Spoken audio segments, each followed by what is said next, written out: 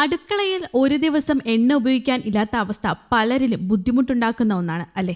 ഈ അടുത്ത് നാളികേരത്തിന്റെ വില വർദ്ധിച്ചതിനെ തുടർന്ന് ഭക്ഷ്യ എണ്ണയുടെ വിലയിലും വർധനവ് രേഖപ്പെടുത്തി. ഇത് സാധാരണക്കാരായ ജനങ്ങൾക്കുണ്ടാക്കുന്ന തിരിച്ചടി ചെറുതല്ല. വില വർധനവ് ഇവരെ സാരമായി തന്നെ ബാധിക്കാറുണ്ട്. സാധനങ്ങൾ വാങ്ങാൻ സാധിക്കാത്ത അവസ്ഥയിലേക്ക് വരെ എത്തിക്കാം. എന്നാൽ ഇപ്പോൾ പുറത്തുവരുന്ന റിപ്പോർട്ടുകൾ അനുസരിച്ച് വീണ്ടും തിരിച്ചടി ഉണ്ടാകാനുള്ള സാധ്യതയാണ് ഉയരുന്നത്. കാരണം മറ്റൊന്നുമല്ല, ഇന്ത്യയിലേക്കുള്ള ഭക്ഷ്യ എണ്ണയുടെ ഇറക്കുമതിയിൽ ഗണ്യമായ കുറവാണ് രേഖപ്പെടുത്തിയിരിക്കുന്നത്. ഇന്ത്യയിലേക്കുള്ള ഭക്ഷ്യ എണ്ണ ഇറക്കുമതി ഫെബ്രുവരിയിൽ 4 വർഷത്തിനിടയിലെ ഏറ്റവും താഴ്ന്ന നിലയിലാണ് രേഖപ്പെടുത്തിയത്. സോയ എണ്ണയുടെയും സൂര്യകാന്തി എണ്ണയുടെയും ഇറക്കുമതിയിലുണ്ടായ ഇടിവാണ് ഭക്ഷ്യ എണ്ണയുടെ മൊത്തം ഇറക്കുമതി കുറയാൻ കാരണമായത്.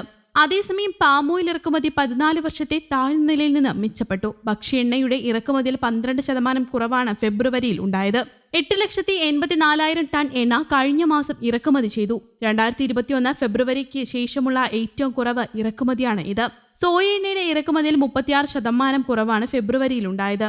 2,84,000 ടൺ എണ്ണ കഴിഞ്ഞ മാസം ഇറക്കുമതി ചെയ്തു.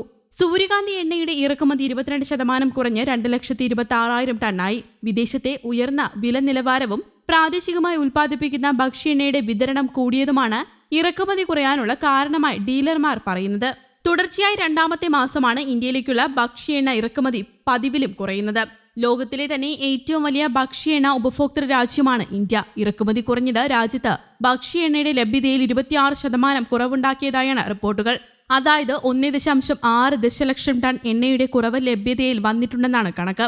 അതിനാൽ വരും മാസങ്ങളിൽ കൂടുതൽ എണ്ണ ഇറക്കുമതി ചെയ്യാൻ ഇന്ത്യക്ക് മേൽ സമ്മർദ്ദമുണ്ടായേക്കും. അതേസമയം കേരളത്തിൽ കഴിഞ്ഞ ഒരു മാസം നാളികേരത്തിന്റെ വിലയിൽ വൻ വർധനവാണ് രേഖപ്പെടുത്തിയത്.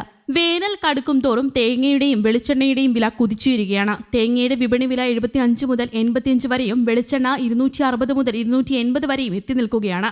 തമിഴ്നാട്ടിൽ നിന്നുള്ള തേങ്ങയ്ക്ക് 75 രൂപയാണ് വിപണി വില. നാടൻ എന്ന് അവകാശപ്പെടുന്ന തേങ്ങയ്ക്ക് 80 മുതൽ 85 വരെയും വിലയുണ്ട്. കരിക്കിന് 50 മുതൽ 70 വരെയും. തേങ്ങ വില കൂടുന്നതിനനുസരിച്ച് വെളിച്ചെണ്ണ വിലയും കൂടും. നേരത്തെ തമിഴ്നാട്ടിൽ 30 രൂപ തേങ്ങയ്ക്ക് വിലയുണ്ടായിരുന്നപ്പോൾ ഇവിടെ വിപണി വില സ്റ്റഡിയായിരുന്നു.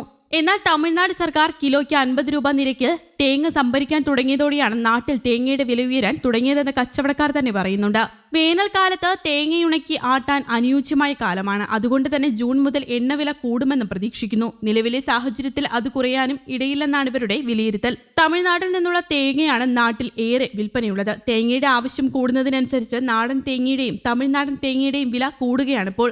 അതേസമയം നാളികേരത്തിന്റെ വിലയിലുണ്ടായ ഉണർവ് അന്താരാഷ്ട്ര തലത്തിലും പ്രകടമായിരുന്നു. പ്രധാന നാളികേര ഉൽപാദക രാജ്യങ്ങളിലെല്ലാം തേങ്ങയുടെയും അനുബന്ധ ഉൽപ്പന്നങ്ങളുടെയും വില 3 മാസത്തിനിടെ കുതിച്ചെങ്കിലും നാളികേരത്തിനും കൊപ്രയ്ക്കും ഉയർന്ന വില ഇന്ത്യയിലാണ്.